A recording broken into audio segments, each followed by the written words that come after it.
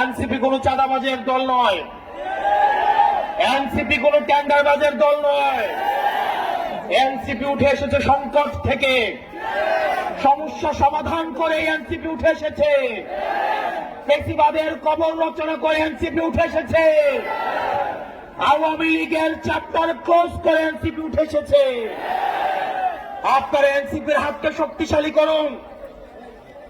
আমরা আপনাদেরকে প্রতিশ্রুতি দিচ্ছি, পরবর্তী বাংলাদেশে জনগণের বাংলাদেশ করার জন্য এতদিন পর্যন্ত আমাদের দেশটা হয়েছে ধনিক শ্রেণীর, আমাদের দেশটা হয়েছে বসুন্ধরার, আমাদের দেশটা হয়েছে প্রশাসনের, আমাদের দেশটা হয়েছে আর্মিদের, আমাদের দেশটা জনগণের হয়ে ওঠে নাই।